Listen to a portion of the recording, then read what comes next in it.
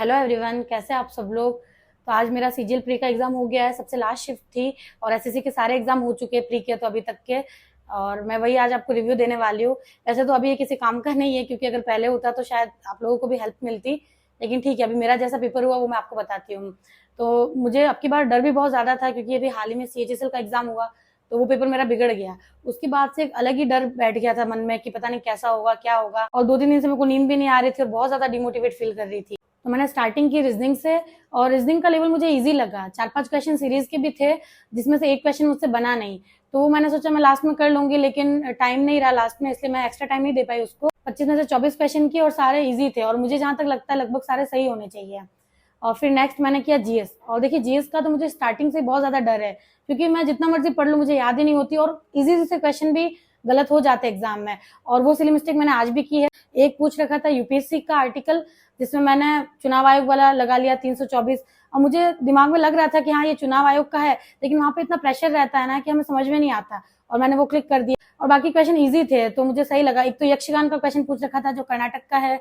उसके अलावा गांधी जी का जो नस्लवाद वाला आंदोलन था वो दक्षिण अफ्रीका में हुआ था, वो भी हो गया। उसके अलावा एक तो सिंपल था अपने राजस्थान के कि लू कहाँ पे चलती है, तो राजस्थान में। सबसे पहले कौन सा उद्योग स्टार्ट किया गया, इस्पात और सूती उद्योग, मैंने वही क्लिक किया, पता नहीं राइट है या रॉन्ग है। और बाकी स्वदेशी आंदोलन के बारे में था एक क्वेश्चन, और नदी के बारे में एक क्वेश्चन था जिसके अंदर सहायक नदियां दे रखी थी। महानदी क्लिक कर दिया, लेकिन उसका आंसर मैंने घर आके चेक किया, ब्रह्मपुत्र होगा, तो वो मैंने रॉन्ग कर दिया। और बाकी नीति आयोग के सीईओ के बारे में पूछ रखा था, तो वो भी मेरा राइट गया। और एक क्वेश्चन पूछ रखा था विशु के बारे में, कि विशु कौन से राज्य में त्योहार मनाया जाता है, तो मुझे केरल याद था, लेकिन उसमें 2-2 ऑप्शन दे रखे थे, केरल कर्नाटक, केरल तमिलनाडु, लेकिन मैंने केरल तमिलनाडु वाला क्लिक किया। अब मुझे पता नहीं वो राइट है या रॉन्ग है। और एक और क्वेश्चन दे रखा था जिसमें त्रिपक्षीय संघर्ष के बारे में पूछ रखा था, कि पाल और प्रत्यार के साथ साथ तीसरा कौन सा वंश था जिसके साथ ये संघर्ष हुआ था, तो तीसरा था राष्ट्रकूट। और एक क्वेश्चन था वाष्पीकरण के बारे में, जिसमें एग्जाम्पल दे रखा था कि अगर मिट्टी का घड़ा है कि उसमें जब हम पानी डालते हैं तो पानी ठंडा क्यों रहता है। 4 ऑप्शन दे रखे थे, जिसमें से 3 राइट थे, एक रॉन्ग बताना था।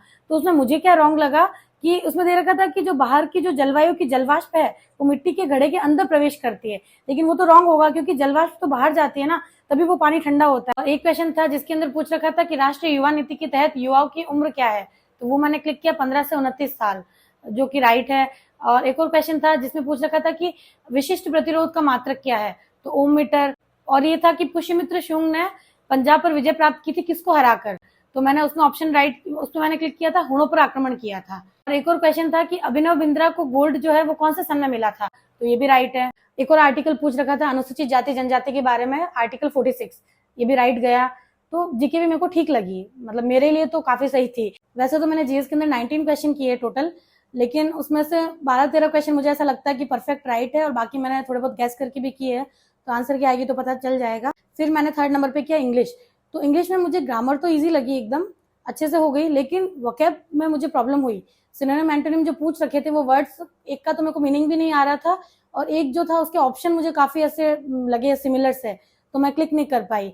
और पीक्यूआरएस भी इजी थे, 3 पीक्यूआरएस थे, जिसमें से 2 तो इजीली हो गए, एक था जिसके अंदर ABCDE 5 तक का दे रखा था, तो वो मैंने किया तो है, लेकिन मुझे पता नहीं वो राइट है कि रॉन्ग है। और क्लोज टेस्ट के अंदर, क्लोज टेस्ट भी ज्यादा टफ नहीं था, मतलब मॉडरेट था, लेकिन उसके अंदर मैंने एक छोड़ दिया, मुझे डाउट था। तो इंग्लिश में मैंने टोटल 23 क्वेश्चन किए, 2 क्वेश्चन मैंने छोड़ दिए। फिर सबसे लास्ट में मैंने किया मैथ्स।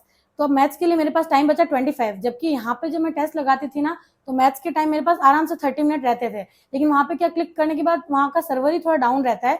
अपन एक बार क्लिक करते हैं तो वो थोड़ा धीरे धीरे होके आगे जाता है। मेरे को 2-2 3-3 बार क्लिक करके नेक्स्ट पे क्लिक करी थी, तब जाके वो आगे बढ़ रहा था। देखिए, घर पे तो क्या होता था कि जब मैं मॉक लगाती थी तो 5 मिनट में मेरी जीएस हो जाती थी, क्योंकि एक टेंशन फ्री रहते हैं हम कि चलो हाँ घर पे ही तो मॉक लगा रहे हैं, मार्क्स कम भी आए तो क्या फर्क पड़ेगा।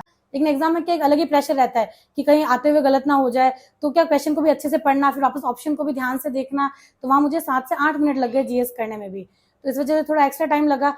फिर लास्ट में मैथ्स के लिए मेरे पास बचे 25 मिनट। स्टार्टिंग में अर्थमेटिक के क्वेश्चन थे, मतलब 15 क्वेश्चन तक तो मुझसे इजीली हुए, लेकिन उसके बाद डीआई का एक क्वेश्चन आया, उसमें क्या क्वेश्चन तो इजी दे रखा था, लेकिन उसकी कैलकुलेशन टफ थी। ऑप्शन पॉइंट्स पे दे रखे थे, कैसे दे रखे थे कि 76.07, 76.09, 76.03, तो वहां पे क्या बहुत बड़ी कैलकुलेशन थी, डिवाइड करना था, और टाइम भी जा रहा था और मेरा आंसर भी नहीं आ रहा था, तो मैंने उसको एक गोला बना दिया और छोड़ दिया कि ये कैलकुलेशन बची हुई, मैं लास्ट में टाइम बचा तो करूंगी। ट्रिग्नोमेट्री के भी क्वेश्चन थे, वो भी हो गए। अलजेब्रा का क्वेश्चन भी था, वो भी अच्छा था, वो भी बन गया। एक क्वेश्चन था प्रॉफिट लॉस का था क्वेश्चन, जिसके अंदर क्या था कि वो बेईमानी वाला 3 किलो का बाट लगाया उसने और कुछ उसको प्रॉफिट भी हो रहा है, और उसके अलावा उसने 100 ग्राम जो माइनस करके जो वजन तोला है उससे उसको एक्स्ट्रा प्रॉफिट हो रहा है। तो बताइए उसको टोटल कितना प्रॉफिट हो रहा है। तो वो मैंने ट्राई किया, लेकिन मेरा आंसर ही नहीं आ रहा था। फिर मैंने उसको एक बार के लिए जाने दिया, मैंने सोचा लास्ट में टाइम बचेगा तो करेंगे। फिर जब मैं 25 क्वेश्चन पे आई तो 25 नंबर क्वेश्चन था मेरा। समीकरण दे रखी थी 3, जिसके अंदर एक्स और वाई के मान निकालने थे। तो वो ऑप्शन दे रखे थे, तो ऑप्शन से इजीली हो जाता। तो जब लास्ट में मेरे पास लगभग 3 मिनट बचे, तो मैंने सोचा डीआई वाले क्वेश्चन पे जाते हैं। ये जो 3 समीकरण दे रखे इसमें हम वैल्यू रखेंगे तो टाइम ज्यादा लग जाएगा और क्या पता आंसर आए ना। इससे अच्छा वो मैंने आधे आधे कर रखे हैं, तो क्यों ना उसी को पूरा किया जाए। तो उससे क्या हुआ कि 2 क्वेश्चन सॉल्व हो जाएंगे। तो मैंने 1 मिनट दिया डीआई वाले क्वेश्चन को, पूरा सॉल्व किया, लेकिन आंसर आ ही नहीं रहा था। पता नहीं क्या, एक तो लास्ट में टाइम कम था, प्रेशर था, तो फिर मैंने उसको जाने दिया। 1 मिनट देख करके भी आंसर नहीं आया तो मैंने छोड़ दिया। फिर लास्ट में 1.5 मिनट रहा, तो मैंने सोचा बेईमानी वाला क्वेश्चन कर लेते, जिसके अंदर दे रखा है कि तराजू में 100 ग्राम की मिस्टेक है, तो बताइए टोटल प्रॉफिट कितना होगा। तो वो भी मैंने आधा सॉल्व कर रखा था, तो आंसर नहीं आ रहा था। फिर मैंने वापस से उसको सॉल्व किया, क्योंकि मुझे अर्थमेटिक में शुरू से बहुत ज्यादा इंटरेस्ट है। एडवांस का तो क्या, मेरे को थोड़ा इंटरेस्ट भी कम है और मुझे टफ ही लगती है। तो मैंने सोचा एडवांस वाला वो जो क्वेश्चन छोड़ रखा उसको साइड रखते हैं, पहले इसको सॉल्व करते हैं। अगर आंसर आ गया तो वापस से ट्राई किया, लेकिन आंसर नहीं आया। फिर लास्ट में कुछ 15 सेकंड बचे थे, मैंने वैल्यू पुट करनी ट्राई की, जो लास्ट क्वेश्चन मैंने छोड़ रखा था 3 समीकरण वाला, लेकिन तब तक टाइम हो गया। तो जो लास्ट में रीजनिंग का एक क्वेश्चन छोड़ रखा था उस पर भी मैं वापस नहीं जा पाई, और जो अलजेब्रा का क्वेश्चन था 3 समीकरण वाला, वो इजी था, हो सकता था, वैल्यू पुट ही करनी थी उसके अंदर, लेकिन टाइम नहीं था, इस वजह से वो भी रह गया। तो मैथ्स में मैंने 25 में से 22 क्वेश्चन किए हैं। अब पता नहीं एक्यूरेसी का तो शायद 1-2 क्वेश्चन में हो सकता है गलत हो जाए, क्या पता, पॉइंट में आंसर थे तो शायद कैलकुलेशन अच्छे से ना हुई हो। लग तो रहा है कि प्री तो निकल ही जाएगा, बाकी 4-5 दिन में आंसर की आ जाएगी, तो उससे ओवरऑल पता चल ही जाएगा कि भाई कितना क्या स्कोर रह रहा है। बाकी 10+2 के कंपैरिजन में तो अच्छा हुआ पेपर मेरा, और मैं इसको एकदम इजी तो नहीं कहूंगी, जीके के लिए जरूर इजी कहूंगी, जीएस इजी था, लेकिन मैथ्स काफी अच्छी थी, कैलकुलेटिव थी, और बहुत अच्छे कंसेप्ट भी पूछ रखे थे।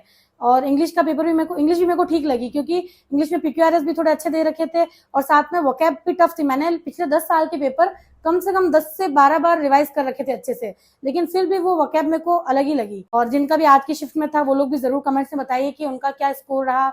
और अब देखिए 4 से 5 दिन में आंसर की भी आ ही जाएगी, तो अब आप लोग भी मेंस की तैयारी कर लीजिए, जिनका प्री थोड़ा अच्छा हुआ है, जिनका प्री अच्छा हुआ है। और देखिए जिनका थोड़ा बहुत बेकार भी हुआ तो वो डिमोटिवेट ना हो, क्योंकि पेपर का लेवल अब की बार बहुत अच्छा रहा है, तो नॉर्मलाइजेशन में मार्क्स भी बढ़ेंगे, और वैकेंसी अच्छी है, तो कम से कम 1.5 लाख 2 लाख लोगों को बुलाएंगे ये लोग।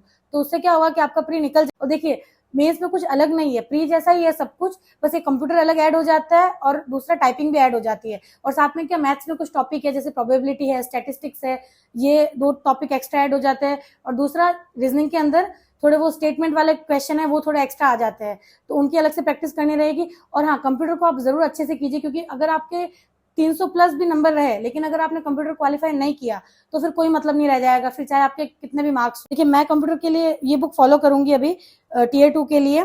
किरण पब्लिकेशन की बुक के सारे चैप्टर दे रखे हैं सबसे पहले तो स्टार्टिंग में, और उसके अलावा प्रीवियस ईयर क्वेश्चन भी दे रखे हैं। अभी टीसीएस एग्जाम करवा रहा है, तो टीसीएस पैटर्न के जितने भी क्वेश्चन है वो सब इसमें दे रखे हैं, तो इसमें आपका सिलेबस भी हो जाएगा और साथ में प्रैक्टिस भी हो जाएगी। मैंने पहले भी इसी से क्वेश्चन प्रैक्टिस की थी, तो ये काफी हेल्पफुल रही मेरे लिए। और अभी भी मैंने सोचा है कि रोज का कंप्यूटर को अलग से टाइम दे करके एक एक चैप्टर करना है, और साथ में प्रीवियस ईयर क्वेश्चन प्रैक्टिस भी करनी है। तो आप लोग भी अपना टाइम मैनेजमेंट कीजिए, कंप्यूटर के लिए और टाइपिंग के लिए अलग से टाइम निकालिए। और क्योंकि अभी देखिए 10+2 के मेंस की डेट भी आ चुकी है, 18 नवंबर है, तो सीजीएल का मेंस भी मेरे ख्याल से दिसंबर मिड तक करवा ही देंगे ये लोग। तो ज्यादा टाइम नहीं है, जिनकी टाइपिंग की प्रैक्टिस नहीं है वो लोग अभी से टाइपिंग की प्रैक्टिस कीजिए। बाकी सभी को ऑल द बेस्ट मेंस के लिए। मेरे साथ जरूर मेंस की मॉक लगाइए, अपने मार्क्स शेयर कीजिए। Thank you so much.